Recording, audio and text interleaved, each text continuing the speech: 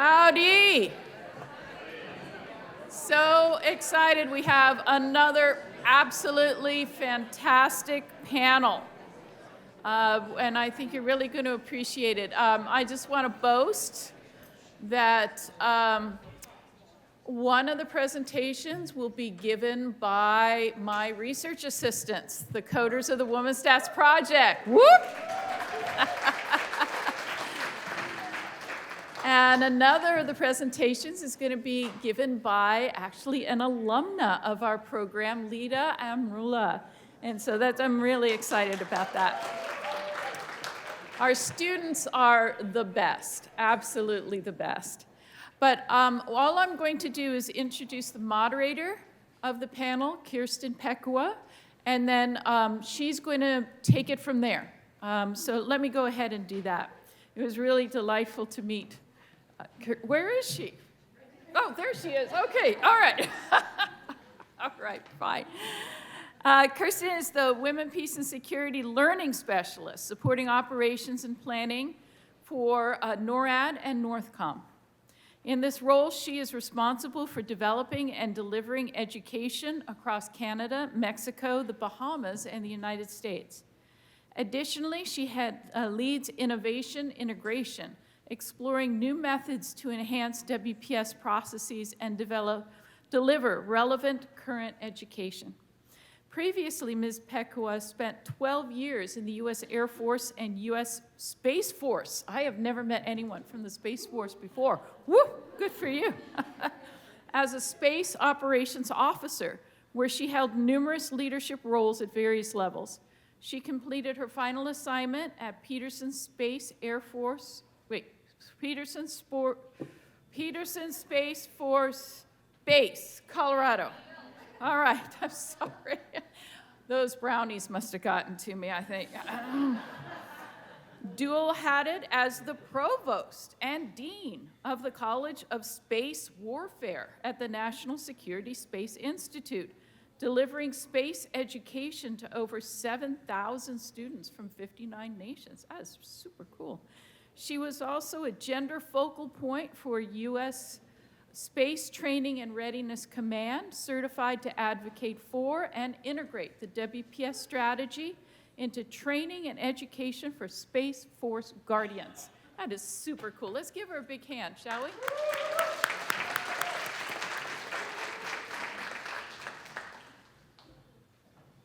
Thank you, Dr. Hudson, for the introduction.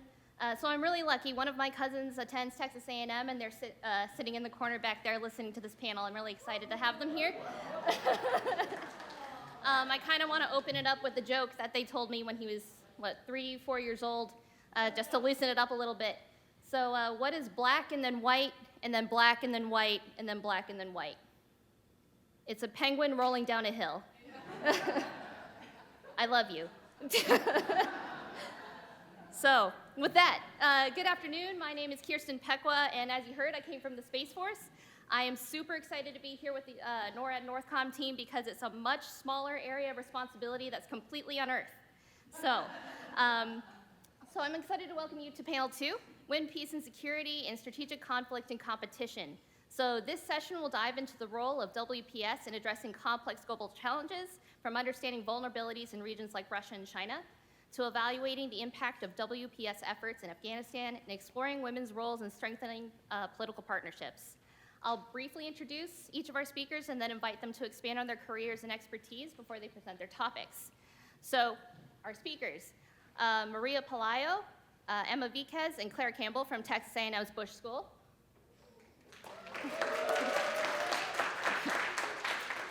Lida Amrullah from Texas A&M's Borlaug Institute. Dr. Robert Redding, retired U.S. Army Colonel and Senior Irregular Warfare Advisor at the Department of Defense's Irregular Warfare Center. And finally, Dr. Amanda Metcalf, Assistant Professor of Behavioral Sciences at the U.S. Air Force Academy. So we will have a lot of time for questions at the end of the speakers' presentations. I ask that when you ask your question, please introduce yourself so our panelists can better understand your perspective.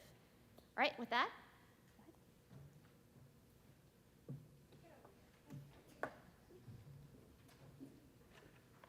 Good afternoon, everyone. Thank you for sticking around this long. I really appreciate it.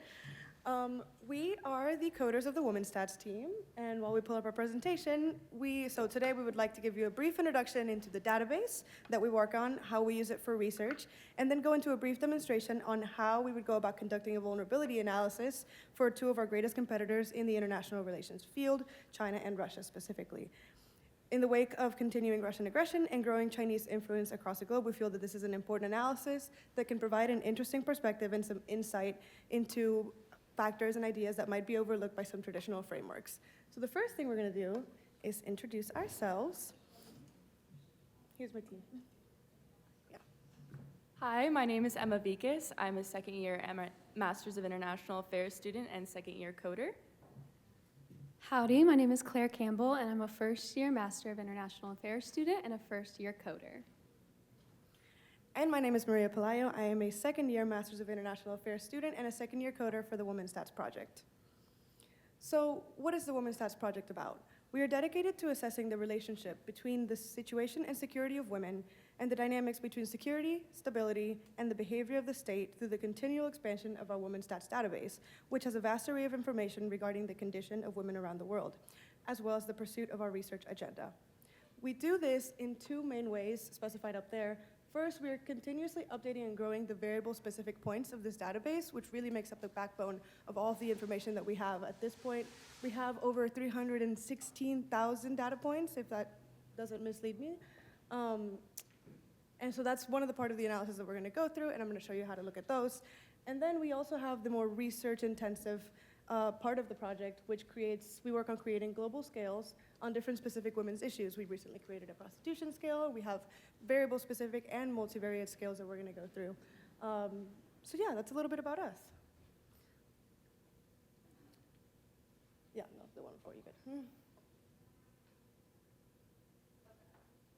So in terms of the variables, we have over 350, I don't know if I mentioned that already, but these range from things that we already know are women's issues, such as domestic violence, female infanticide, and government participation, to things that we might not notice as, things that might fly a little bit more under the radar, such as women's unpaid labor value, sun preference, and caloric intake. Now, I feel I have to warn you about this next slide because it kind of peeks into our brains a little bit when we were coding, and it looks a little bit like that. And this is only a handful of the hundreds of variables that we have to keep in mind, that we have to sift through. And as you can see, I put at the very top a specific variable that is domestic violence, and we divide it into practice, law, and data. So law is what the penal code specifically say is legal in that country. Practice is where we input the actual situation and anecdotal evidence and data points about what the situation really is like for women in that country. And in our data variable, we're going to have any metric that we find, any empirical evidence of prevalence of these issues in these nations. Now, these are only a handful of variables. Yes. Okay, the practical applications. So when you log into your free account at the Women's Stats database, you're going to find a button that takes you to this. And this is our codebook. Our codebook is going to have anything and everything that you might want to know about the data that's in this database. This is the backbone of our database because it describes every variable and every scale we have in full transparency. Once you find and understand the variable that you're looking for, the View tab is going to take you to this little section, and this is where you're going to be able to see every data point that we have. As you can see, you have like an X and a Y axis, and you can choose a specific variable that you're interested in, and you can choose a country that you're interested in learning about that variable through. And that's going to pull up every data point that we have in that section. You can choose multiple countries and do a comparative analysis that way. You can choose multiple variables for the same country and look at all those different situations. Now onto the coolest part of the database, the maps. So when you click View Maps in this one, it's going to take you to this section where you have this drop-down menu that's going to show you all the different scales that we have. And you can change the colors, make it pretty. I like to do that. And then you're basically going to hit go, and you're going to go into the maps. And this is the first one that we're going to look at, and it's the government frameworks for gender in these countries, specifically Russia and China. So good news is you can all go home. There is no problem with women in Russia and China. Look at all that green. Everything is fine. It's so much green. This map is showing you that both of these countries have strong policies across these three dimensions in law, action plans, and accession to the CEDAW. So yeah, no, that's it. Like, go home. But is this really the whole picture? That's one of the things that we have to keep in mind when we're looking at these maps, is they represent a point in time and a specific database of when this was coded. So in 2022, no issues whatsoever according to women. But we do have concerns, and we have to wonder if our concerns are unfounded or not. And Emma's going to speak to that. Thank you, Maria. So as you can see, the green has changed to red and orange. This shows that women are extremely vulnerable in these regions. And as Dr. Lee had pointed out earlier, legalization is only the first step. Like, we have to have enforcement and prioritization of these policies and laws in the government. And in Russia, women lack physical security, and in China, women have low levels of physical security. And in Russia, there's no law against domestic violence, and in China, domestic violence law is deficient in its comprehensiveness, which means that women are also vulnerable in their communities, work, and at home. A high lack of physical security impacts other factors of a woman's life, such as her education, participation in society, employment, and health. As we've learned in the presentations before, this extends beyond the individual, impacting her children and largely her nation. For example, if a woman's education and access to education is limited, for instance, she's in fear of getting raped on her way to school, this has implications beyond her, affecting the skills that she would have been able to attain, inhibiting her ability to get a high-earning job, or the knowledge that she would be able to gain on health and bettering her health for her children and herself. So this has instability and triggers low economic growth and can impact high infant mortality. Another slide that shows the gap between law and reality is the discrepant government behavior concerning women. In both Russia and China, laws are at least somewhat consistent with CEDAW, but with little effective enforcement, improving the situation of women appears to be a low priority for the government. Our Women's Stats work shows that the larger the gender gap, the higher the levels of perceived and actual government corruption, the lower the effectiveness rating of government, and the lower the score of the rule of law.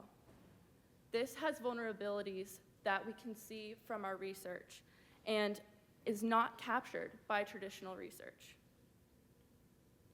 So in these next two slides, I have examples of birth rates, and son preference and sex ratios. We're going to look at the first map first.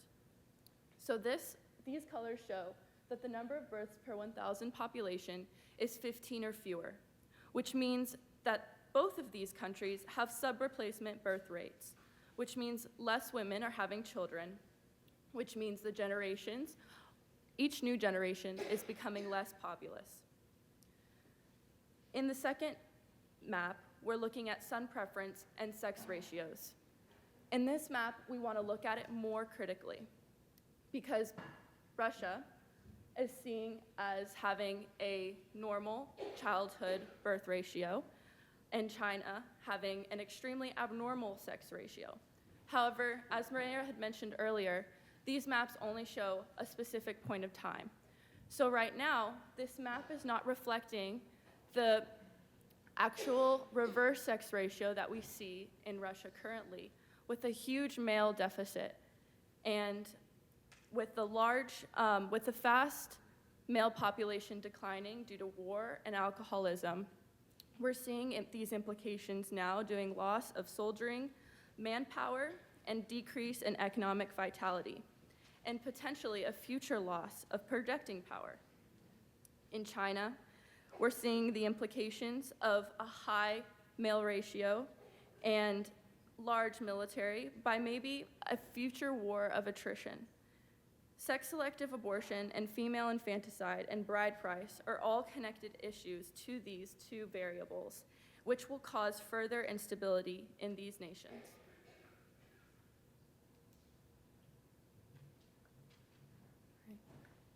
These demographic issues that Emma mentioned also contribute to another serious security concern, that of human trafficking.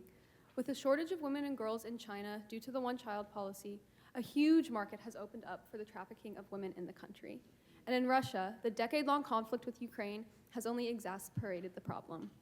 And as you can see, both of these countries are very much in the red, meaning that trafficking is not illegal and it is commonly practiced. The State Department actually ranks both of these countries as a tier 3, meaning that trafficking is a large issue and the governments are not making any significant efforts.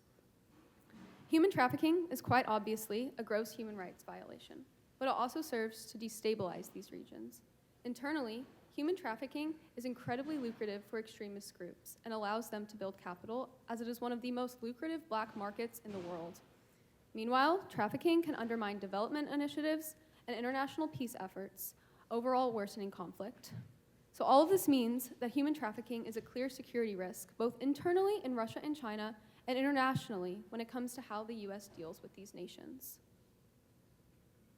All right, these next maps show the rate of murder in Russia and China, as well as the prevalence and sanction for murder in both of these countries.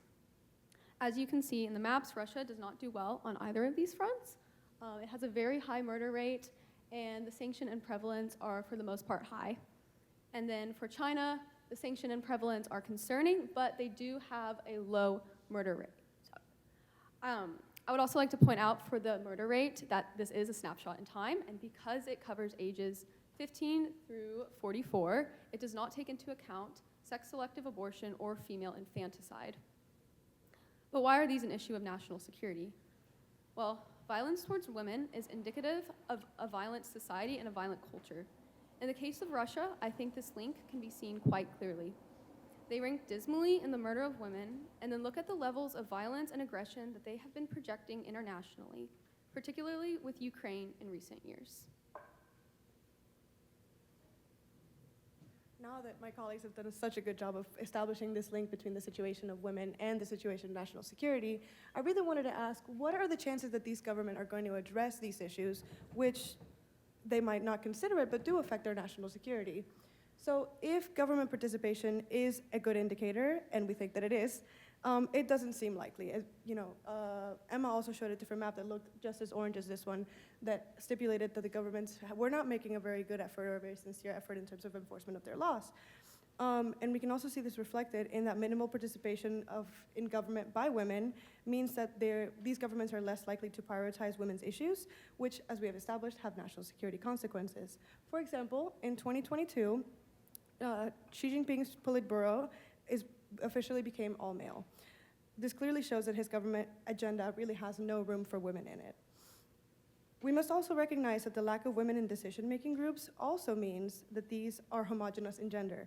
And as we know, homogenous groups tend to fall into the pitfalls of group things and reinforce risky behaviors and risky decision-making that also lead to conflict. Now here's some of the main takeaways. So for both of these countries, they suffer from insufficient enforcement of laws related to women, which can lead to internal instability. And they have a lack of female participation, which can lead to aggressive decision-making, risk-taking, and groupthink. And to reiterate the analysis that we've concluded about China and Russia, in China, they're more likely to pursue a war of attrition, which may affect Taiwan in the future. And in Russia, they will face an issue of decreased military, which might lead them to be more highly aggressive in the near future. Now, we know this is a national security space, so we wanted to make sure that we included why this is important for U.S. strategic priorities. So, as we know, there are a myriad of causes to conflict that are acute and that can be singled out as isolated events, attacks, and instances. We also know that gender norms and these issues are chronic and that they underpin a lot of these things. They don't change quickly, and they don't change often, which means that they should be analyzed in order to avoid creating blind spots in our national security apparatus and in our national security analysis that sort of, if we fail to take these gendered perspectives into account, we're giving ourselves blind spots, and we're failing to consider a lot of things that we now consider vulnerabilities, but are not necessarily captured in traditional frameworks and schema of thinking. Thank you.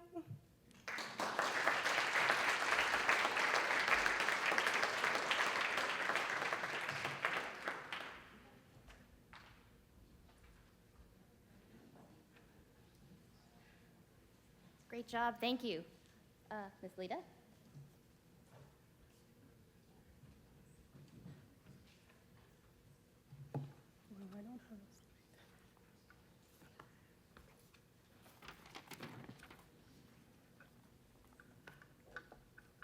Thank you so much, the Women's Stats team. I was just told my colleague that I will be bragging that I was also part of the Women's Stats coding club.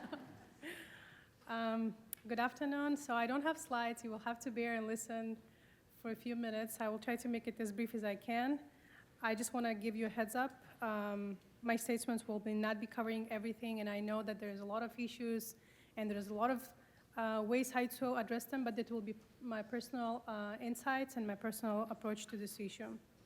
So when we talk about women, peace, and security in Afghanistan, it's essential to recognize both the aspiration it represents and the reality it faces.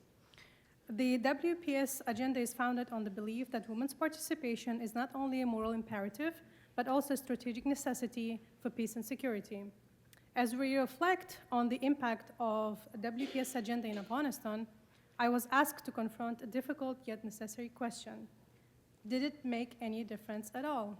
And I'm glad I was not the only person who was saying like, it was such a good, difficult question posed by Dr. Hudson for all of the panelists to address. So I will try as best as I can to answer this question. While there is no denying that WPS introduced important discussions about women's participation in peace and security, its implementation in Afghanistan reveals critical flaws. These shortcomings were not rooted in the intention of WPS, but its execution. Today, I will highlight some of the key challenges while emphasizing why the WPS framework still holds critical relevance for Afghan society and beyond. First, let's address a common misconception. The cultural norms in Afghanistan were and are the primary barrier to progress. This narrative oversimplifies the situation and risks dismissing the resilience and aspirations of Afghan women and communities in general. The truth is, the resistance to change is universal. Whether it's a remote village of Afghanistan or rural town in the United States, transformation requires time, trust, and a foundation that people can believe in. In Afghanistan, trust was conspicuously absent. Many Afghans viewed their government as an extension of international influence rather than a representative of their own needs and values. Afghanistan post-2001 governance model was built on shaky foundations. The international community strategy of reconciliation involves supporting warlords and individuals responsible for decades of violence. Instead of pursuing justice and accountability, these figures were elevated to positions of power, often at the expense of Afghan people. Furthermore, the centralization of resources and decision-making in Kabul, with little involvement of community leaders who might have understood how to integrate WPS ideals into the cultural and social realities of their own regions, was a significant failure. Without local ownership, these initiatives became hollow impositions rather than true movements for change. Another critical shortfall in WPS implementation was its failure to prioritize education as a cornerstone of empowerment. According to Afghanistan national budget reports, less than 4% was allocated to education sector during critical years of international involvement. This funding gap meant that schools, particularly in rural areas, had insufficient resources, and efforts to promote girls' education lacked the infrastructure to make it viable on national scale. Although the US and its allies aimed to promote gender equality and women's participation, their approach was often superficial. In sectors ranging from government to private enterprises, quotas were enforced to ensure women's representation, often as a precondition for receiving international funds. On paper, this looked promising. In practice, it did little to change attitudes in the villages, towns, and provinces that had minimal interaction with or trust in the central government. Empowering women requires more than symbolic gestures and quotas. It requires access to quality education that equips women and girls to participate fully in their communities.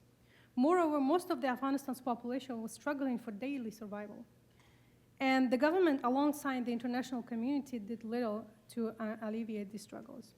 As I will have reference, as the Nobel Peace Laureate Dr. Norman Borlaug aptly said, peace cannot be built on empty stomachs and human misery. As we witnessed, the sudden withdrawal of US and allied forces in 2021 demonstrated its fragility.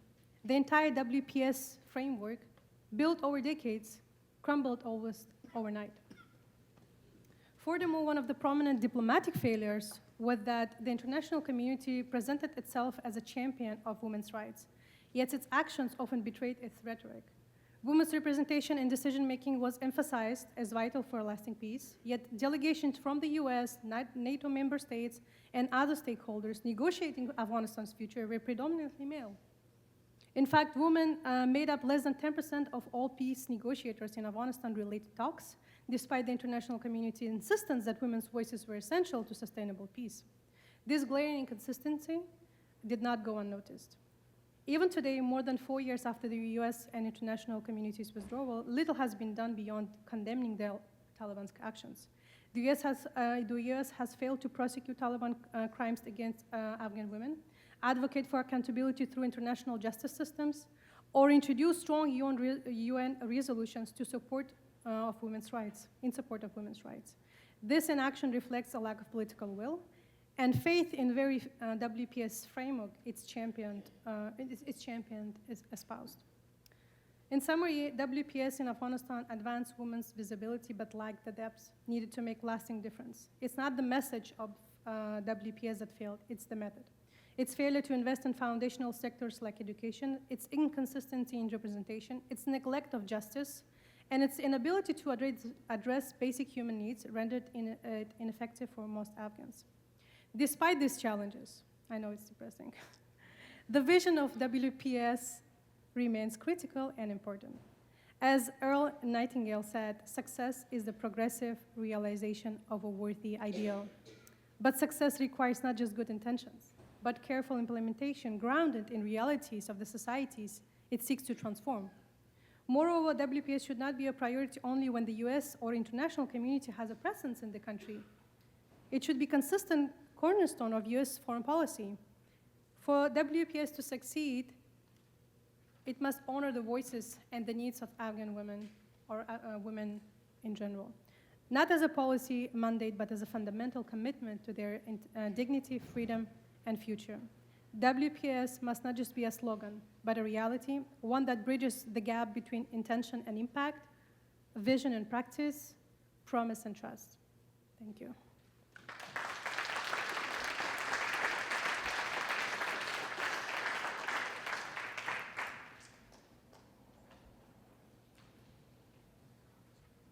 Dr. Red?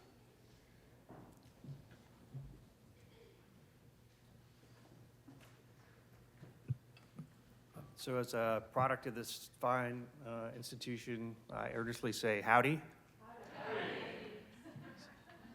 So class 89 here, but that's not really germane to the rest of the conversation, except for sometimes you may not be able to understand my accent, or otherwise I might slip in some Aggie colloquialism, so bear with me. So just a little bit about me. I'm a retired Army officer, and once upon a time I did cool things.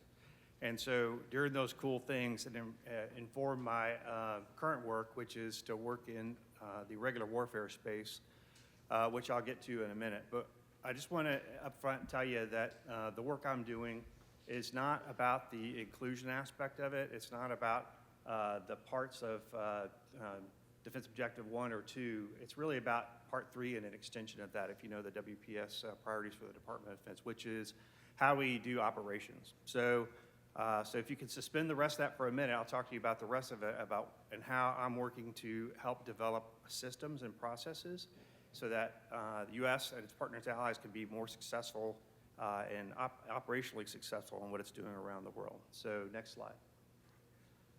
I guess that's me, huh? Hold on, I got it. So hey, so back in the world I used to be in, one of the first things you did to engender trust was to establish bona fides. And so one of the things I did in the past was I was a civil affairs officer. And as part of that, my experience was to deploy in 2002 to Afghanistan and support a Special Forces Battalion that was training the first soldiers of the Afghan National Army. Quite heady times, not a lot of rules on us, go forth and make good things, right? So part of that, though, is that we were sometimes a little bit uninformed. We did the best we could with the knowledge that we had, but really, we were doing a lot of things that were just kind of on the fringes of understanding what we're doing. So this right here is part of a mobile medical clinic that in military parlance is called a MEDCAP, Medical Capabilities Exercise. And so as part of what we were doing, we would set up the Afghan National Army unit to have a confidence mission after they had been through their beginning training. And we had it look like, as best we could, that they were running a mobile medical clinic for the benefit of Afghan people. So part of that was to build confidence in the government of Afghanistan, but also to provide humanitarian support. So remember, 2002, war had been already going on in Afghanistan for 20 some odd years. And so there's a lot of basic needs that could be provided. So we said, hey, we'll connect a bunch of things here and we'll do that. So this is in Istalif, which is on the west side of Kabul.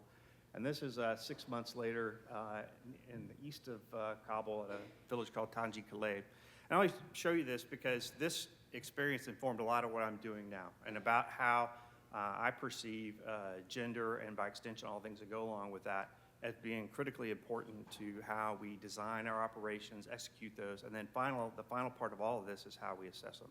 So before I go any further, I just want to say these are all my thoughts right now. They don't reflect, at least yet, the Department of Defense or the Regular Warfare Center's information.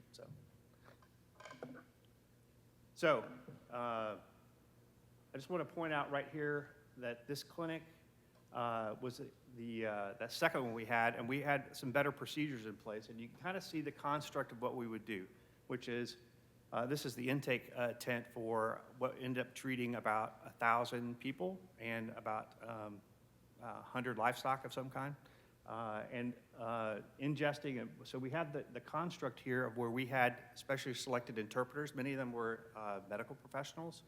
We were by far well outpacing price-wise how much we could pay than what a doctor would make, so we unfortunately disturbed the economy there. But I just want to point out that as part of designing this, we tried to make it the best that we could look like it was an Afghan operation, and then was provided the support as we can. Okay, so what?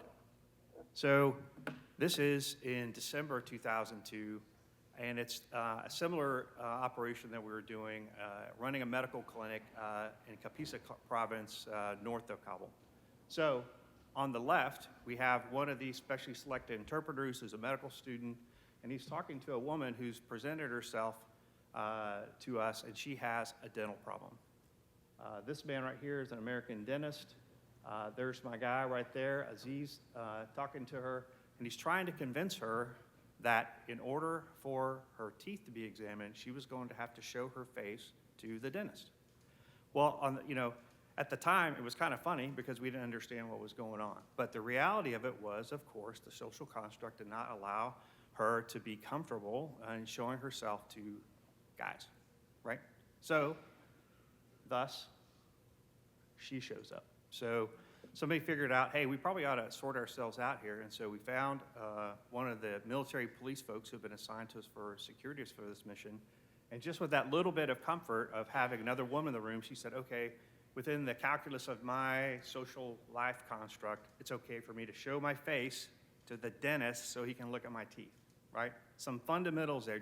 And the anecdote I just want to give is that, we regularly, particularly from a perspective of Westerners, and we, and America as an expeditionary force, present ourselves around the world with really some basic misunderstandings of the operational environment that we go to. So as part of characterizing the operational environments that we enter into, we have missed, in my opinion, the gender aspect of it, the sex aspect of how to evaluate the overall characterization of the battle space we go into, and I'll go into that a little bit in a minute. So first, let's talk about irregular warfare. So this is a survey. It's kind of an overview of kind of the work so it's a place in time of the work I'm working on now. And so it's really the confluence of an emerging concept, which we're not going to be able to fully define today, which is irregular warfare. And I'll let you read that. So it's kind of hard to find it because really it's a point of departure from what regular warfare is. So in this context, just to suspend any kind of wandering in your mind, just in your mind, think regular warfare is like tanks and infantry folks lined up on a battlefield facing each other in a very conventional way, state versus state, and some type of war or conflict happens. Irregular warfare, from the current definition, is essentially other than that, which means anywhere on the competition continuum between cooperation, competition, movement toward armed conflict, and crisis, you know, all along there. And then within sometimes part of regular conflict, there's a regular warfare. And it could be anything. And I'll talk about what anything means in a minute. But I just want to kind of set the conditions for what I'm talking about in that this is very broad. And because what I'm going to show you later is when a gender assessment is applied to and a gender lens is applied to a very broad condition, it's not really about the anecdotes I'm going to tell you, it's about the system and process of understanding that you must include women and by extension all things that go along with that when your operational assessment. So what's important here, essentially my bumper sticker for this presentation is provide, you know, a gender assessment and viewing operational considerations from a gender lens removes cognitive blind spots from us. And so I showed you one of a cognitive blind spot that we had previously in this very simple thing. There's no bullets flying. There's a woman who we want to have a positive effect on, who we did not figure out all the way to the last consideration of why she would not be able to receive the aid we were presenting, right? We had a blind spot there. And so I'm working on a process that allows for a more comprehensive evaluation of the operational environment, characterizing it to include all the aspects of gender and sex that we can put in there. So that's what all this says. But, you know, the real consideration that I just want again to put forth to you is that we regularly miss the ball on this. And it doesn't matter whether it's domestic operations, whether it's a large warfare, or it's you know, some type of security cooperation event. And so part of that is because this is not built into U.S. doctrine. And so as we're looking forward on how the gender network progresses and the Department of Defense instruction, which is languishing at the Pentagon, for how we're going to define ourselves, all those things, there's a lot of folks who are centers of excellence, like Tiffany at Northcom, and others that are around, but it's not inculcated into our system. So that's part of what I do as part of our center, is that we are kind of thought leaders and knowledge developers so that we can propagate that out into the force. So we like to have pictures. I like pictures. I'm a knuckle dragger. And so this is a graphic that kind of shows a characterization of the world and operational environment here. So across the top, I have space as in outer space, which has a doctrinal definition above the Kármán line of 100 kilometers. We have air, we have the ground, and we have maritime. So those are the places that we have conflict or operate in. And then we have dimensions of that. So we have a physical dimension, we have an informational dimension, and then we have a human dimension. And the reason I bring that out is because if you don't have a mechanism for understanding and just filing away where information needs to be tucked, it's possible to miss it. And so this human dimension here is the one I'm operating in, the one I'm evaluating and putting considerations against, because that's where both sides of dealing with people are. It's the influencing part positively or the coercing part. And we shouldn't forget that, you know, sometimes we have to put coercion into an operation. Even the U.S. does this, but others are doing this to us. So when I characterize how our operational space is, just remember, it's not just us designing operations or being part of working around the world to do whatever the United States government's decided to do, but it's understanding what the threat forces or those who are competitors with us, depending on what they consider themselves to be doing, what they're trying to do to us in the cyber domain, in the land domain, whatever it may be. All right, so what, right? And so one of the aspects of this is that when you go through what we have for, and I'll go to this in a second more, but we have different ways of characterizing both kind of a hasty way and then a deliberate way of characterizing the operational environment, whether it's the people part or the physical part or the infrastructure part. Essentially, we provide ourselves a checklist so we don't miss anything. I'm not a checklist guy. Air Force people and Space Force people are checklist folks. They go down the list and do like they're at that, so they don't miss something. And so what I'm working to do is really to provide a detailed checklist for gender considerations that expand upon the human dimension that what I just kind of showed. And so For irregular warfare, which is conducted primarily in the human dimension, because this is all about, before bullets fly, it's just about people's minds at this point, you have to fully consider it. And if you don't, if I just come in from a guy from Katy, Texas, who grew up next to a rice farm and show up without any other information, I got a certain way of looking at things that may or may not accommodate the full considerations for the operational environment as they're presented. So this is really just about being as expansive as possible and defining for everyone what we need to be looking at. Oops, somehow I'm going backwards. It's because I'm holding it upside down. Okay, so there's more of that. So here are some of the specific things that I'm looking at. One, it's pretty clear that you can be more effective if you have a fuller consideration of your operational environment. And that doesn't necessarily mean just about, again, the warfighting part, or it's about the preparation part, it's about the security cooperation part, it's about understanding a partner nation, about where their perspective is. And sometimes you have to suspend, particularly for operational effectiveness, you have to suspend your own judgment or your own perspectives on something in order to cooperate with somebody else. I'll tell a story in a little bit about doing that in Afghanistan, but really it's about being more effective. We also have, as an American value, is that we want to reduce harm to civilians and those who are not involved with conflict as much as possible. In order to do that, we need to have the ability to understand and characterize, and the gender aspects of that are super important in order to be effective in doing that. Also, there's information out there that we know if we're not looking for it will not present itself and allow us to be more effective. So, gender-based violence is one of those indicators that shows how an entire state is doing. And there are those, including me, who are using, how women are doing in their society as a clear indicator of how the rest of society is doing, right? Where the women go, the rest of society goes, right? Gender-based violence is one of those indicators of how women are doing in a particular society. And don't forget, of course, that gender-based violence can also include, the other sex too. And of course, this is the big part about it. And this, one of the lessons learned that is thrown out there, it's almost to the point of being, everybody knows it now, is that, Afghanistan, about 10 years in, we figured out, hey, we're not talking to half the folks because we have a bunch of knuckle-dragging guys show up in a village and the women won't talk to them. And so we created this construct called a female engagement team through the special operations side. And those women who were forward in hostile environments and getting shot at like everybody else were able to access the other half of the population.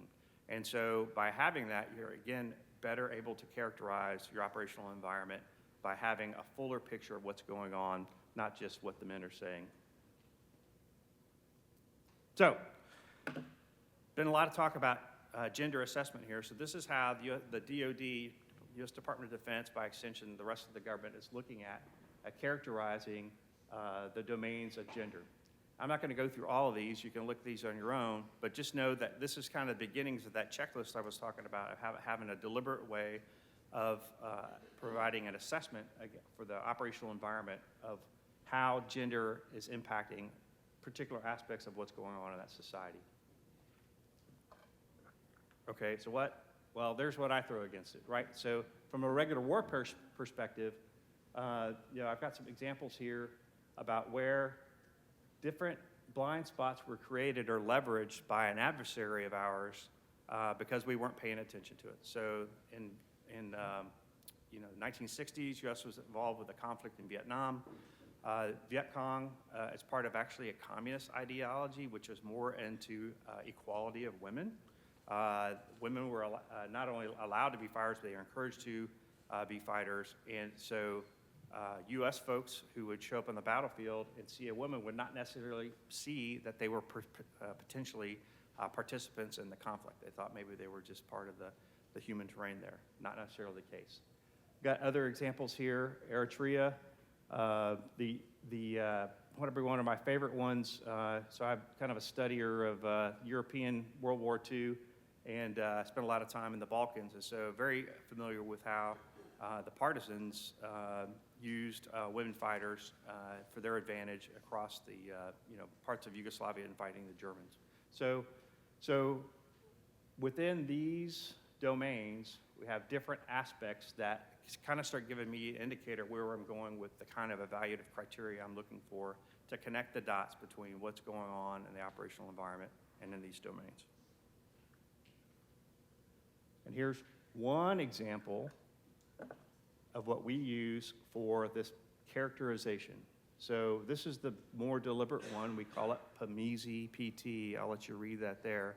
But for any of our intelligence professionals from the Department of Defense here, this is a way that we use to say, okay, here's my checklist. I'm going to go down the list, and each one of these have a set of sub-criteria and evaluative criteria that I'm going to apply to my operational environment. So this is about understanding what you're doing and what you're looking at before you even apply a plan to what you're going to do, right?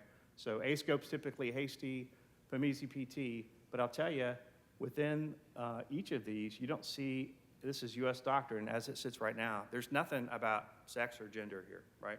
And so part of what I'm trying to do is fill in the dots on where does a gender analysis fit into filling each one of these out in order to connect the dots with the domains of gender.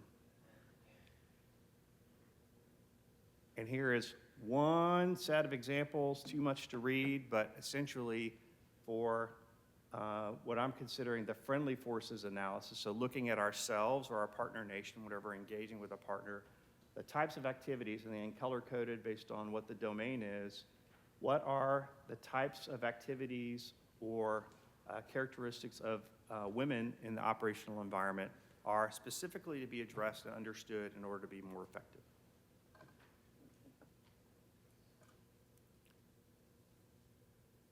This was for understanding the threat, but essentially similar considerations. And then overall kind of human terrain of those who are kind of neutral players out there.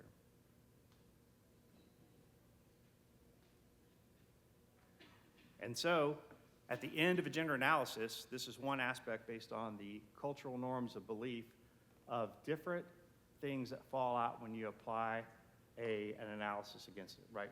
And so, whether it's having, and then feeding into a plan for how to address that operational consideration. So at the bottom, which is the most salient thing, is understanding, for example, in Afghanistan, Pashtunwali, which is the Pashtun code of a way of having life, and how that fits into what you must do in order to interact with Afghans. Somali, one of my favorite anecdotes right now.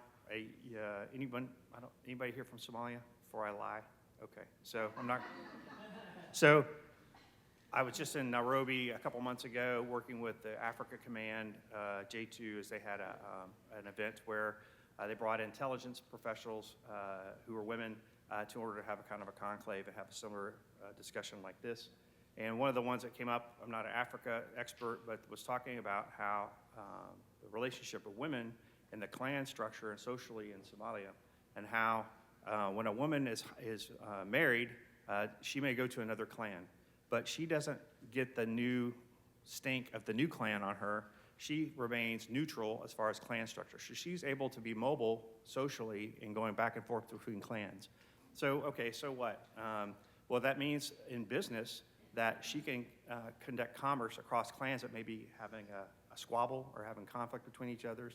As a person who's operational planning a special operation or a clandestine activity, I might say, I got somebody who can freely move around all of Somalia and able to do the things I want her to do in order to be operationally effective.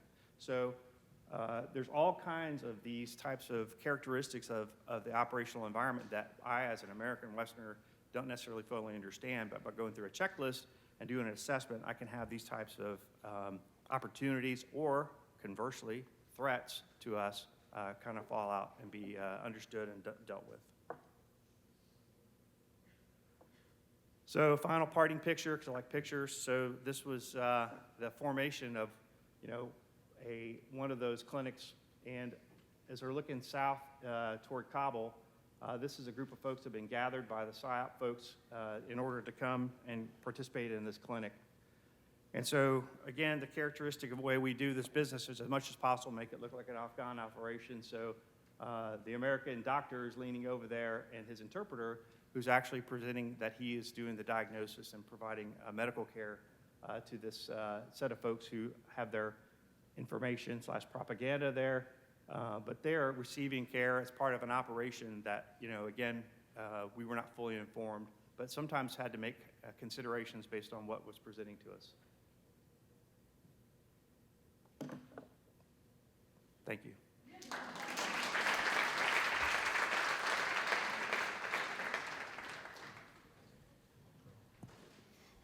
Thank you, Dr. Redding. Dr. Metcalf.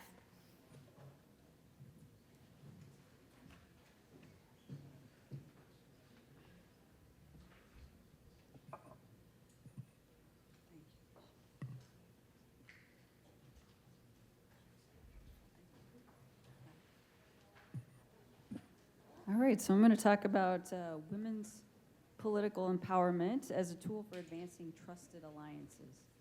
And this is Air Force saying, I'm going to give you a 30,000-foot view of women's political empowerment, which means a lot of data points over a lot of years, okay? So the big picture for women, peace, and security efforts, I'll talk to you about why women's political empowerment is a values-based approach and why this helps with command priorities for network strengthening.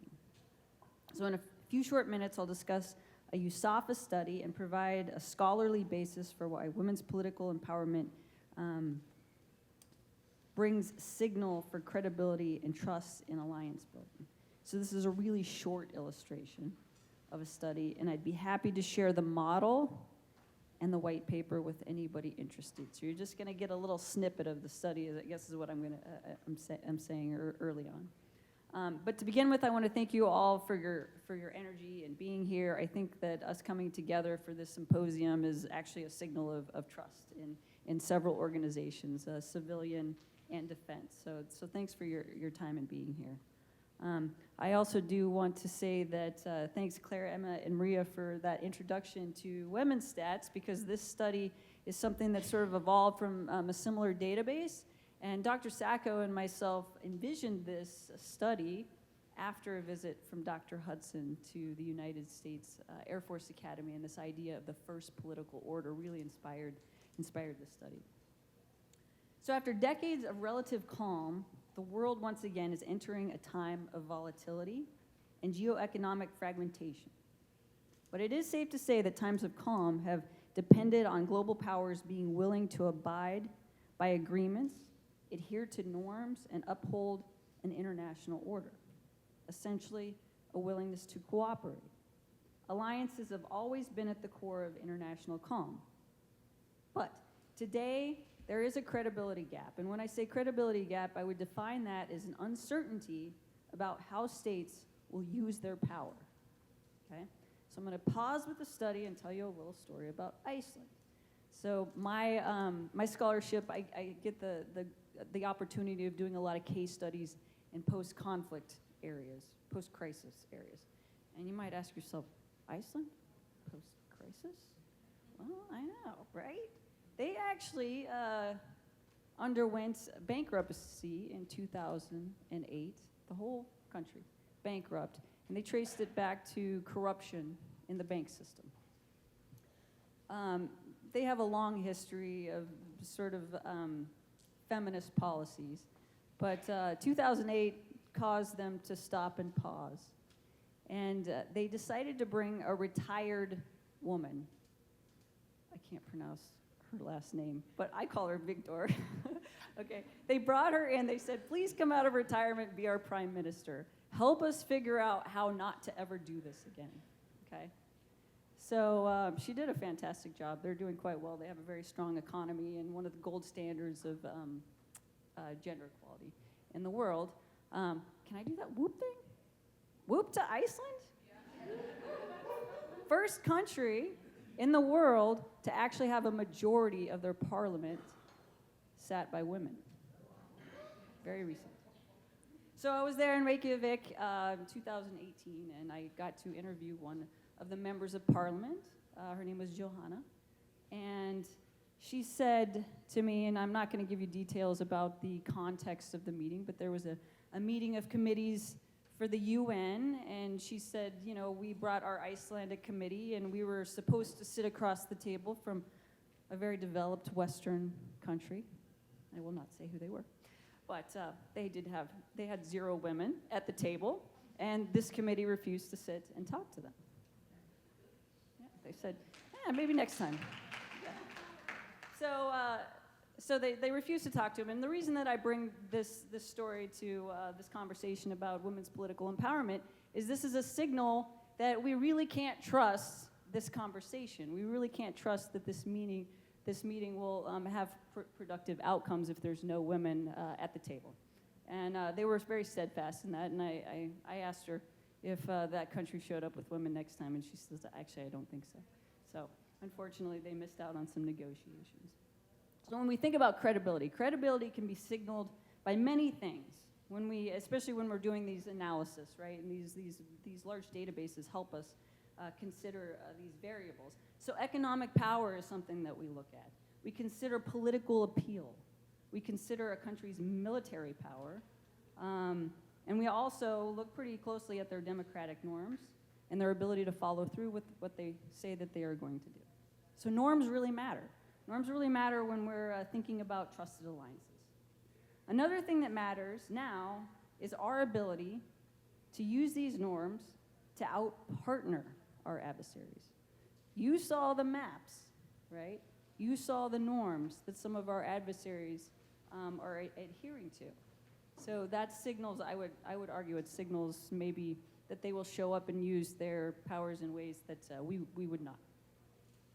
So this is really to outsay, will you sit across from us before you sit with China or Russia, or in the future, maybe other adversaries? So the argument, the idea of great power competition, I would argue we should say and consider great power cooperation. Who's going to cooperate with this? This is an important goal. So alliances matter, but so do the mechanisms that signal that now you can trust us. Women's political empowerment is one of those mechanisms. How women are empowered within their states matters, and people are watching. This is the first political work. So I'm going to talk to you a little bit about the study, and this is probably a confusing map, and I'm going to try to make it a little more clear. But this started, again, after Dr. Hudson's visit. Myself and a colleague use a temporal set of data from 1915 to 2015 with an odds ratio to show that women's political empowerment and the norms around it is a significant signal of credibility, and more importantly, a norm that signals that military dispute between the two states is unlikely. Okay? So when you think about variables, you have women's political empowerment norms. In the graph, it's called feminist norms. And then correlates of war data set, which basically says, did we go to war or not go to war? So we crunch them together over many years, and we get an analysis. So women's political power is calculated through indexes. And so when we think about, well, what is women's political empowerment? Well, there's 3 things that we look at to come up with that index score. It's civil society participation, the civil liberties of women, and then the political participation of women. Those are the 3 things that we think about or we calculate when considering a WPE score. Violence is determined with a bivariate score of 0 or 1. So do we go to war or not go to war? So we use a dyad approach, so two countries sitting across from each other, and we take that women's political empowerment score and we subtract one from the other. That's how we get the feminist norms, or the difference score, and that's what you see on the map here. Okay? So you've got one variable is low minimum likelihood, low, medium, and high likelihood of conflict, right? And it's mapped on with political empowerment.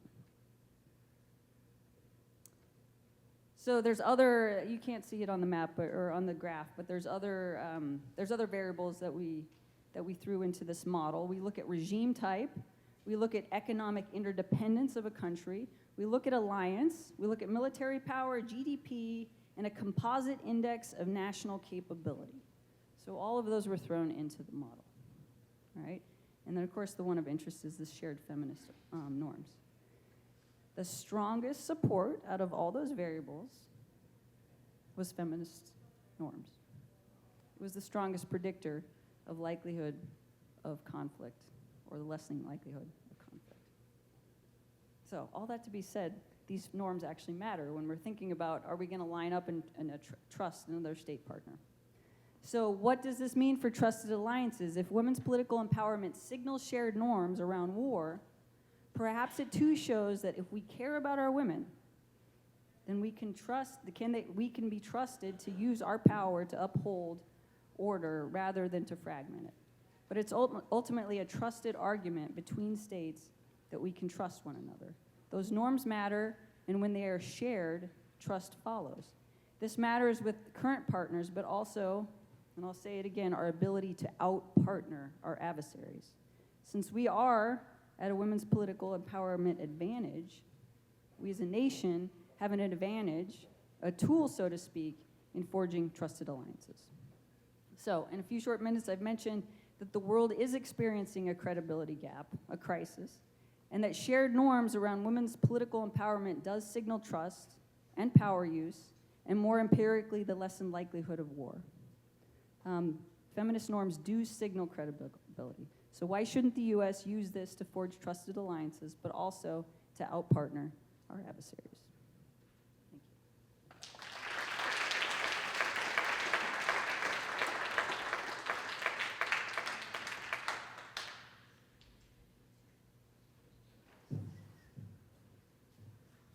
All right, so the floor is open for questions. We have a little over 15 minutes, so, oh, we've got some, great.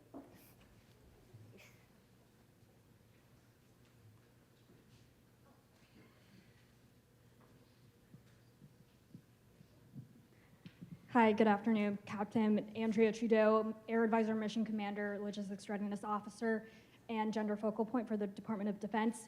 My question is for Colonel Redding and Dr. Metcalf, or Dr. Redding and Dr. Metcalf. So my role as an Air Advisor and Gender Focal Point is operationalizing women, peace, and security for air-to-ground integration in an upcoming exercise in Africa. And so this will be one of the first joint and coalition exercises in this location where there's active airspace deconfliction considerations and considerations for women, peace, and security in terms of white cell injects.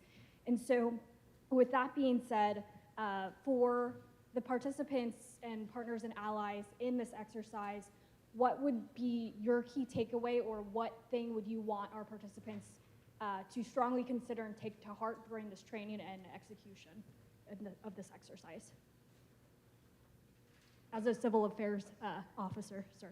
Sure. Now? Okay, good. So, from an exercise design perspective, you got to look at what your trading audience, what the trading objectives are, right, for whatever your commanders have set in place for that. So for me, my advice to you as a gender advisor or gender focal point to them is to really talk about that upfront work to characterize the environment, right? And so you have a partners and allies aspect of it. You have the threat aspect of it.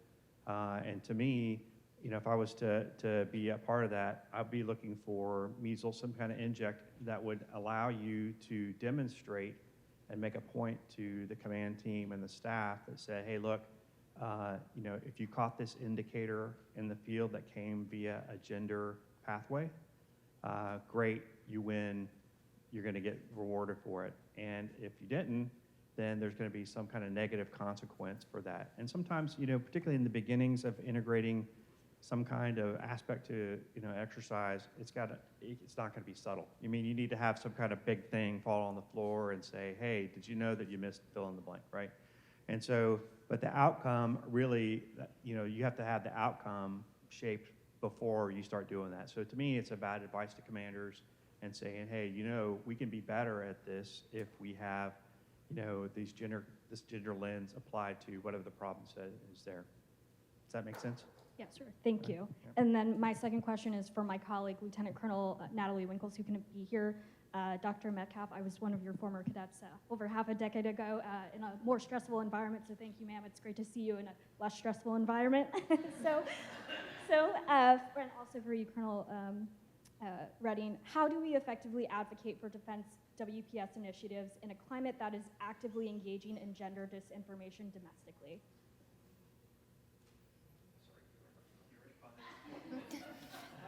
Wait, say the last part again. Okay. So I'll just repeat the question. How do we effectively advocate for defense, women, peace, and security initiatives in a climate that is actively engaging in gender disinformation domestically? Domestically, okay. Oh. I mean, I think it's important to understand how it's being digested, really, and find ways to access those communication points. I think, the military is one of the most respected institutions, government institutions. Still today, I think that there's a lot of mistrust of many of the other institutions, but I think we have a role as military representatives to, in a secure way. We can't say anything that's classified, obviously, too. But I mean, I do this with my friends and family. I mean, please check. Please double check. Check with me. Check. Triangulate your resources when you see things coming from social media. There's other ways. Be critical about it.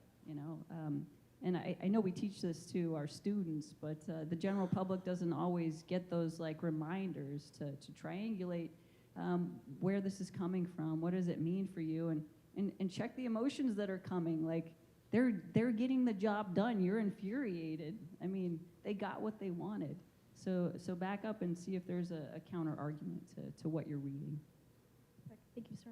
So, my opinion is that you, as a member of the Gender Network and the DoD, have to consider that this is a place and time on a long campaign, right? And the Department of Defense, U.S. Department of Defense, has been a societal lead in America for a lot of positive changes.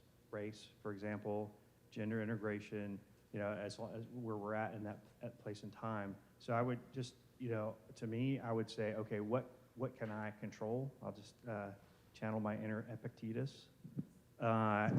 Yes, right, and say, what can I control, right? So what you can control is producing a positive effect for the operations that you're involved with, right? That's why, again, as a knuckle dragger kind of dude who kind of showed up in this world backwards, it's about showing a commander and, hey, look, if you do this or think this way, you will be better at winning. You'll be better at winning and produce an operational effect that is positive, and same with partners and allies. Perfect. Thank you, sir and ma'am. And one last thing, thank you to all the veterans in the room, for those who are speaking today and in the rooms. Thank you for your service and continued service and dedication to this nation. So for 1, 2, 1, 2. Oh, there. So yeah. So my question, the terms I saw on your slides, Dr. Redding, is human terrain, and I'm interested as we collectively here go back and write about this and how WPS affects there's a different definition for the human dimension, the human domain, the human terrain.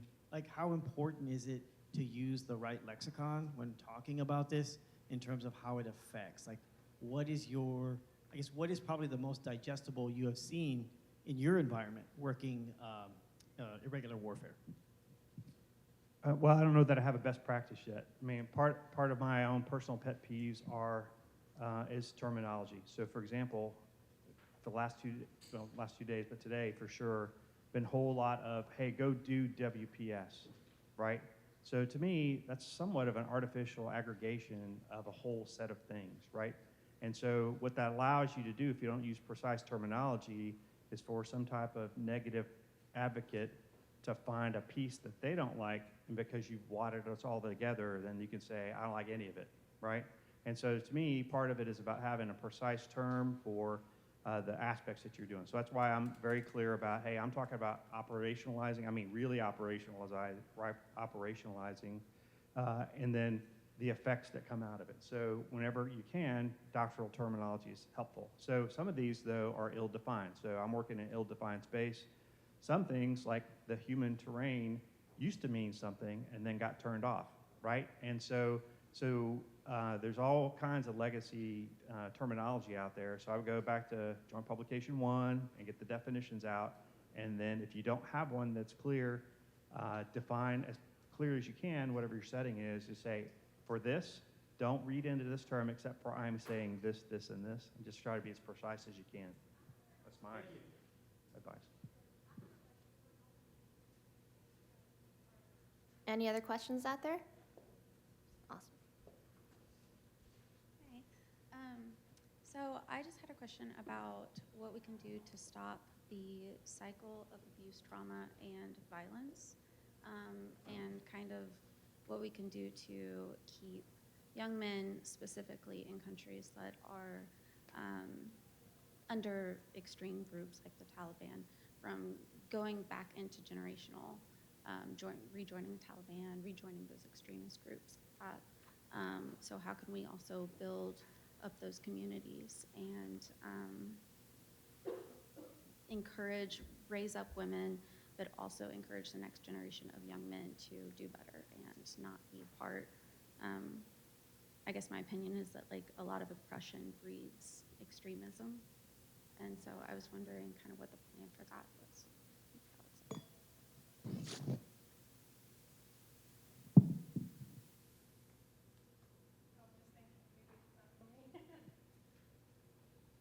Takes time? Okay. Yeah, thank you for your question. I think with the past 2 decades of experience and witnessing what was happening when justice was not served, when the policies or the effort was only centralized or prioritized and focused on certain parts of the country, on certain type of elite class in that society, and those in rural areas, for them, it did not make any difference. The entire investment of resources of the entire international community, not only United States, but was focused primarily on the capital or in some of the cities that were popular in Afghanistan. And as you rightly said, if we do not address the oppression and do not hold accountable those who do oppress and promote those types of violences, we will not be able to address the grievances that people have in general. So there are still, majority of Afghan people did not forgive those warlords that were promoted in Afghanistan and put in a very powerful positions. And they were not just for the sake of reconciliation, they just decided on a top level that we have to build Afghanistan, but you cannot build Afghanistan without serving justice and without addressing the needs. For the past 20 years, till today, the capital of Afghanistan has the electricity for a couple of hours during the winter, 4 hours maybe a day. We don't have a public transport, we don't have proper roads, we don't have very good clinics, even in the capital. We don't have a high network connection. And some of the provinces still today don't have access to cellular connectivity. You cannot call basically your family during certain hours. It will be operating for a few hours and then they will cutting out. So I think before even going to any higher level social construction or change behavior, we need to be able to address the basic needs. We need to make sure that every citizen of any country first are meeting their dignified basic needs: access to water, access to electricity, access to education, all those things. And we cannot just jump from and saying we will fix it along the way. It's not how it works. If majority of the population of Afghanistan were dealing with so many challenges on a daily basis. As one of our panelists says, that 7 in 10 people, if I'm not wrong, experience very chronic traumas or had a traumatic experience in general. So dealing with an entire generation who is facing multiple challenges on different fronts, not only personal, social, career-wise, education-wise, and at the same time, there's a very high expectation from them to keep up with the world, to be able to compete in an international market, or to be held accountable at the same pace or at the same metrics as someone who grew up completely in a peaceful environment and had everything for them served or available to them. So I think there's so many injustices, or there's so many discrepancies, or there's so many gaps between aspirations and practice and reality. And unless we fix those, the cycle of poverty, the cycle of oppression, the cycle of all these insurgents will keep happening. We have to help people live with dignity and then promote any other policies.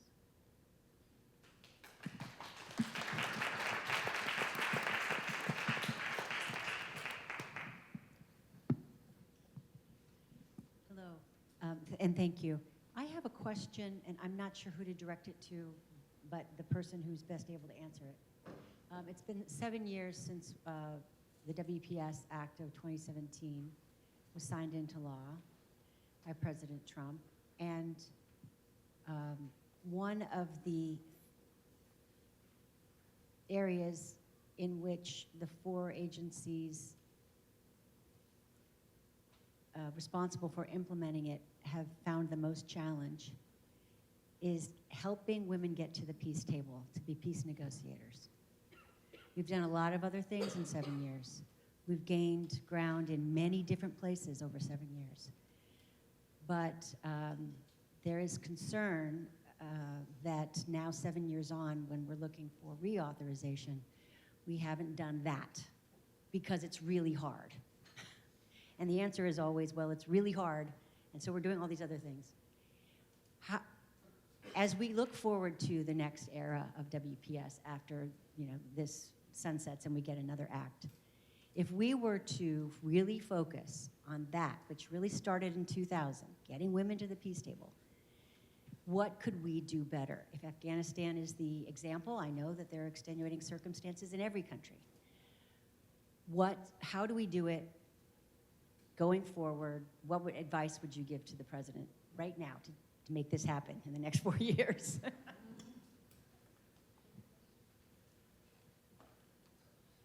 It is. Well, I'm not afraid to talk. So, I think the consideration here is that, one, who are you talking about, right? If you're talking about other nations providing, women, that you've got 250 some odd other societies plus all the other nations within those countries that have to make a decision to participate in this meaningfully, right? And so I think, one, the United States needs to provide a model on how, we think our society should be, and then based on that, just like anything else we do with our democratic values, and we say, hey, look, this is how we're doing it, and by the way, if you kind of do it this way, maybe we'll give you some money. I think that's just modeling it, because you can't coerce, a society to change. You can't tell them they have to change. It does not work. We've tried that. So I don't know if there's a good answer except for, be the way that you want to be, and be the way we want every other, society to be the best we can. That's my, assessment. Yeah, and I would add there was like 2 parts to that question, because it is really hard and there's a lot of complexity to getting more women at the table. But then you also ask, what would you tell the president to do right now? I mean, he signed it into, and as you pointed out yesterday, many of his new cabinet members also were signatories, I guess, on the act. I mean, bring it up to the forefront again, And back to norm signaling, if we want other countries to bring women to the peace talks table, we didn't make sure that we're showing up with that majority or that ratio. It doesn't have to be the majority, but I mean, we have to signal that this is important, and probably pause if that's not the norm or the ratio that's coming to the table for peace talks. So a little bit of both, signaling that as a norm, but also putting women, peace, and security up as a priority as they've done in the past. I agree, but the only thing I would add, sometimes, well, I'm not against women be at the table. I am all for it. But sometimes whatever we see, it's not what it is, or how the reality works sometimes. So you, in countries or in societies like in Afghanistan, you might think that women have no voice, they have no influence over their brothers, husbands, or spouses, but it's not true. Before even getting, I think there's one step before even getting to the table, if making sure that there's a balance within a society. When the policies that push too much, breaking social norms or changing the way of life, sometimes it backfires. Even if they are having a power, even if the men are respectful and do want to consider, but just because a foreign country or any country demands a woman presence, they can just say no, or we don't want to send our women to negotiate with men. And specifically, if from the other side delegation all are men, And to do that, I think we have to recognize that situation in Afghanistan is not black and white. Not all Afghan men are oppressive, and not all Afghan women need saving. They just need time. They just need a little like international community in general, need to have faith that they can fix it. But by not pushing good, excellent policies down their throat, but just actually helping them first get access to education. Like speaking up right now. Why no one is speaking up? Like 3 years in a row, all the schools, universities, public gyms, public parks, taking a taxi, traveling, everything is banned for Afghan women. And it's not about Afghan women. It's about a country whose leadership is behaving with impunity and thinking that there is no consequences to their actions. And this directly undermines international communities upholding our rule of law, international justice systems, because they do whatever they want and they know that no one is holding them accountable. And this will backfire. Ignoring, putting it under the rug will not solve the issues. We have to speak up. We have to say certain things in 21st century should be criminalized just because they are wrong in general, regardless of religion, tradition, culture. And again, as I said in my speech, it's not Afghan culture to be oppressive. It's not Afghan culture to be standing in the way of progress of education or any of the things that help a nation to stand on their feet. But it's actually political games. It's actually corruption, money, and all sorts of things that are preventing Afghan society and Afghan women specifically in reaching their goals and reaching their aspirations and whatever they want. And I think international community, United States particularly, have to speak up, have to have resolutions or put some stronger actions against Taliban, and do not deal like they did during the before the collapse of Afghanistan, dealing about Afghanistan without Afghans present in any international talks. I think this was one of the biggest undermining factors. I'm not pro the previous government, or I'm not a fan of them, but this is not how the politics, or this is not how diplomacy works. It has to be done properly, and I agree. We have to walk the talk. It should be modeled. We just not can say whatever we want, whatever we do, but then do not uphold those values. And the more we do that, the more we undermine ourselves. I hesitate to speak after Lita because she's so eloquent and well-spoken and wonderful. But there's also, we need to consider in hyper-masculine societies whose governments don't have female involvement and who come to these peace negotiations and see women from other delegations participating in these it might create an adverse effect, as Lita was talking about. And they might even take it as an affront to their own stance, and might consider it an insult to be dealing directly with a woman as part of the head of a delegation or something like that. So we also need to consider when we do these things and how do we do this and how do we address the norms by modeling ourselves what we would like to see and how we would like to deal with our partners in the international sphere.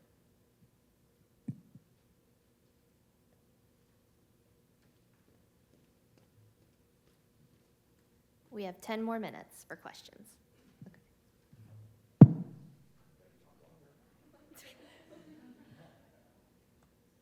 I have a question for Maria and a question for Lita.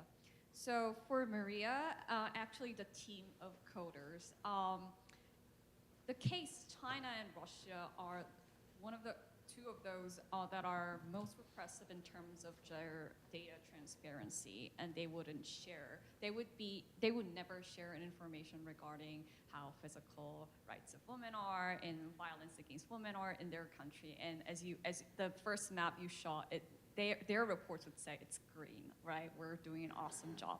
So I wanted you and others maybe to tell the audience, I know, but tell the audience more about the hard work you're doing to triangulate the data, like sources, to get the actually capture the practices that are going on in these countries. So I would love to hear more about that.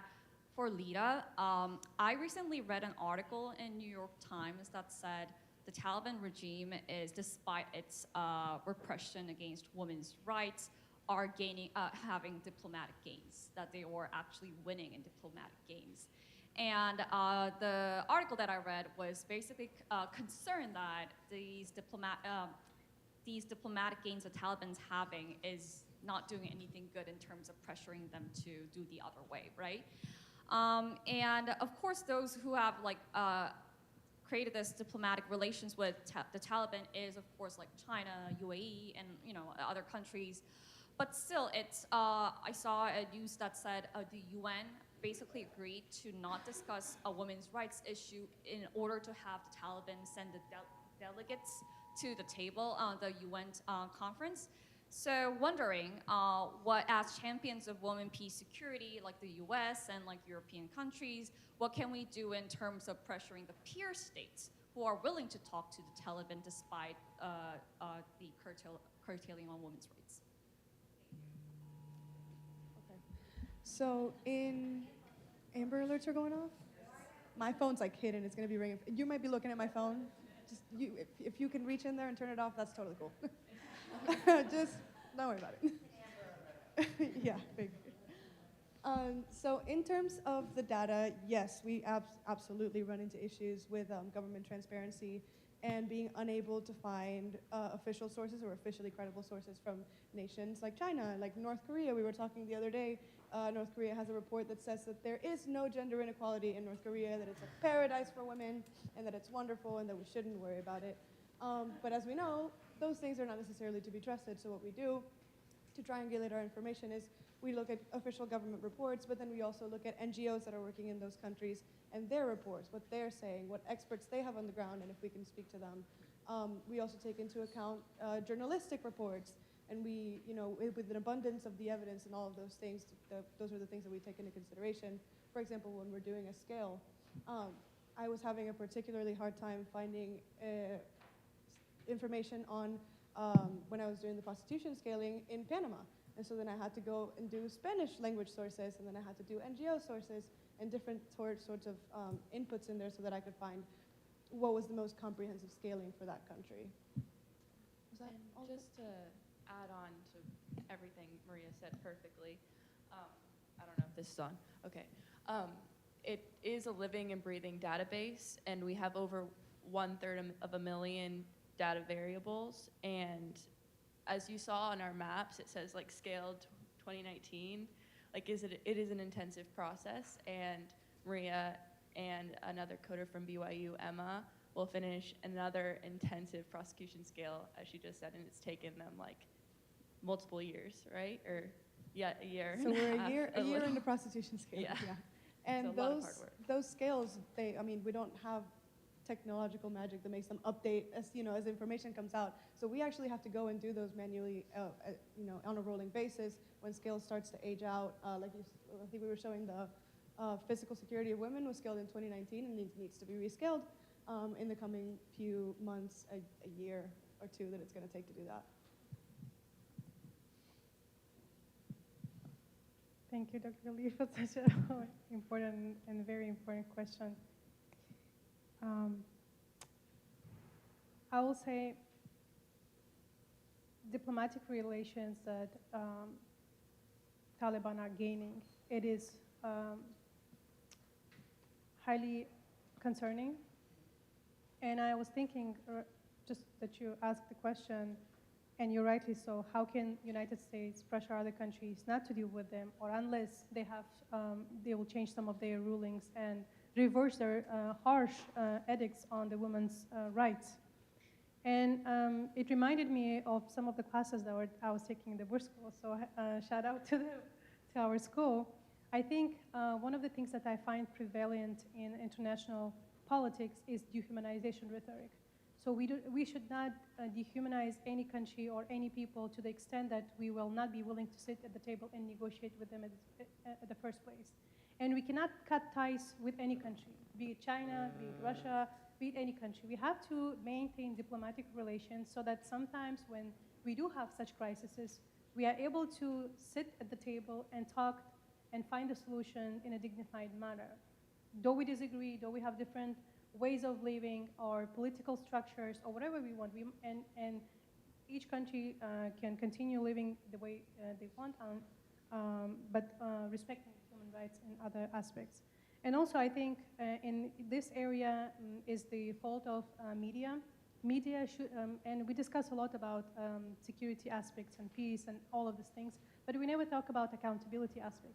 Specifically in the context of the United States, it's not only us changing all the time the policies and the ways they were doing and just reflecting, but actually what we are doing in terms of holding those who actually fuel the fire accountable, such as media, and which uses propaganda, which uses misinformation, which uses deceit to play with the emotions of citizens of the United States, play the fear game, and also to, when they do a mistake, instead of taking responsibility and addressing it through the criminal justice or justice system, what they do, they try to come up with the stories and with the narrative saying, oh, you don't know how bad they are. We have intelligence. You don't know they come and will eat you alive or something like that. So I think we have to be honest and say, we made a mistake or whatever it was, but now not only we will say sorry or, oh, it's a good lessons learned and we are applying in another country, but actually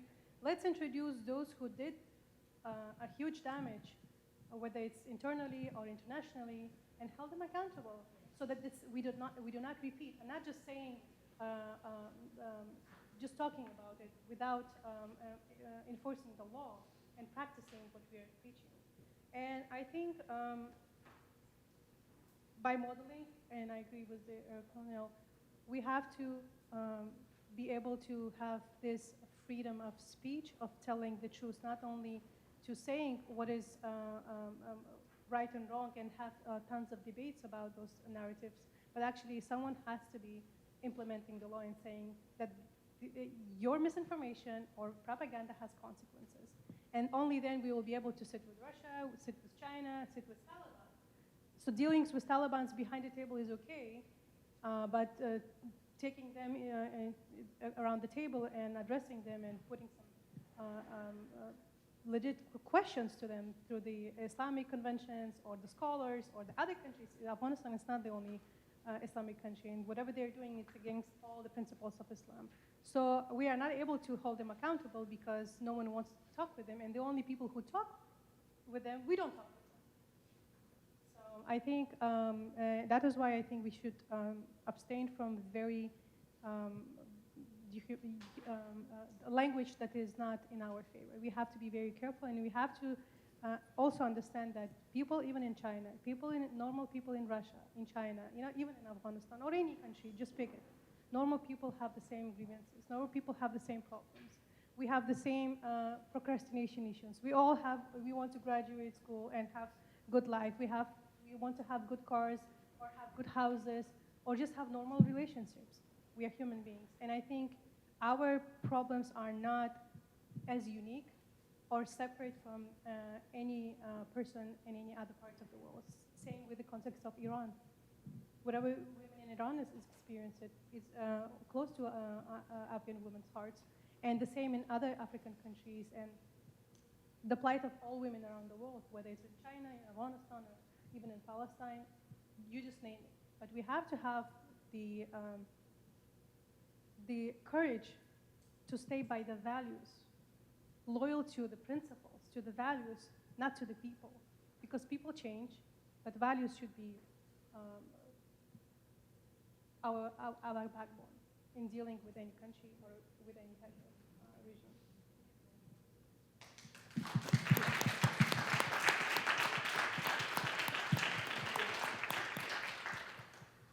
All right, that's our time. To our speakers, thank you so much for your thoughtful discussion, and our participants, thank you for the questions. All right.